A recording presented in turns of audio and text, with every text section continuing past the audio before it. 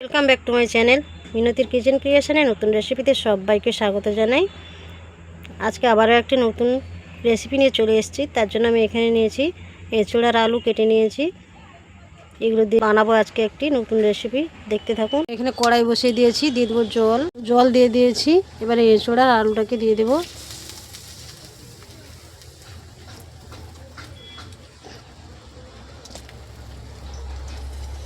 দেখুন আজকে আমি কিভাবে এঁচোড়টা রান্না করি।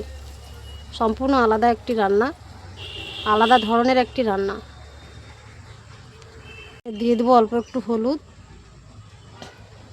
আর দিয়ে দেবো নুন। আমার এঁচোড় আলুটা সেদ্ধ হয়ে গেছে, নামিয়ে নিয়েছি। ঠান্ডা হতে দেবো। ঠান্ডা হয়ে গেছে, এগুলোকে আমি এরকম করে ভেঙে নেব, ঠিক আছে।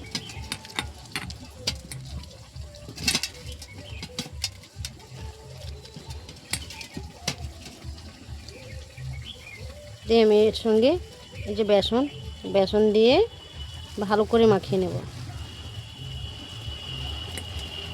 এগুলোকে আমি খুব সুন্দরভাবে মাখিয়ে নিয়েছি। এই যে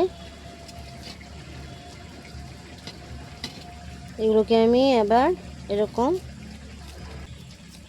এরকম করে শেপ নিয়ে নেব।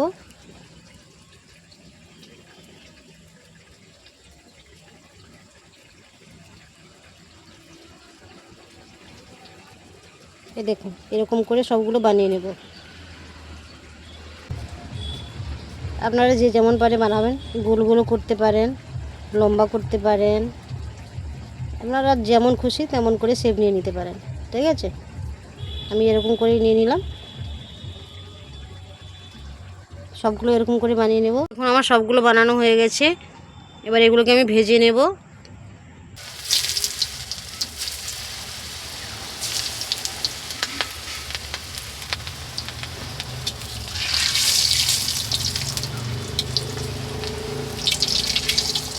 একটু লাল লাল করে ভেজে নেব।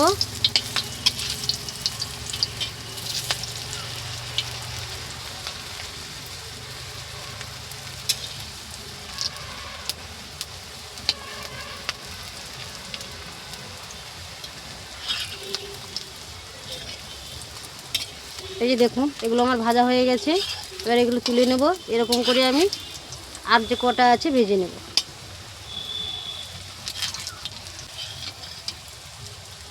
ভাজা হয়ে গেছে, এই দেখুন ভেজে নিয়েছি। তেলে দিয়ে দেবো পেঁয়াজ।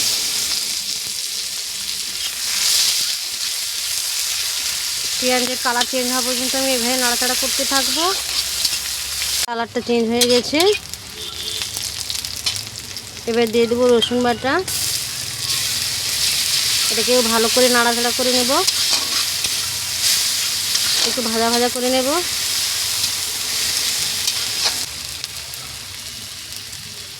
দিয়ে দেবো আদা বাটা, দিয়ে দেবো লঙ্কা গুঁড়ো,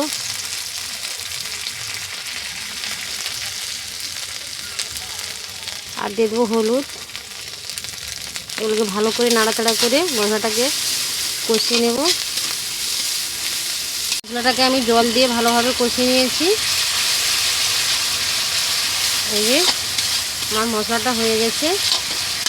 এবার আমি সেদ্ধ আলু দুটো রেখেছিলাম, ওইগুলো দিয়ে দেবো। এবার ভালো করে নাড়াচাড়া করে মশলার সঙ্গে মিশিয়ে নেব। এঁচোড় তো কত রকমের রান্না করা যায়, এইভাবে আপনারা একবার রান্না করে দেখবেন কেমন লাগে। আশা করি ভালোই লাগবে। আমার মশলার সঙ্গে আলুটা ভালোভাবে মেশানো হয়ে গেছে। এবার আমি জল দিয়ে দেব।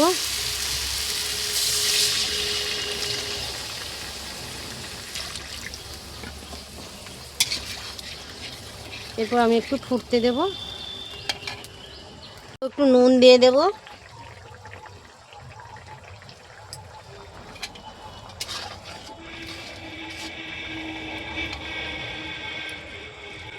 রান্নাটা আমার ফুটে গেছে।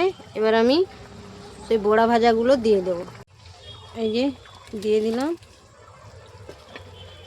দিয়ে দেবো অল্প একটু চিনি। এই দেখুন রান্নাটা আমার হয়ে গেছে।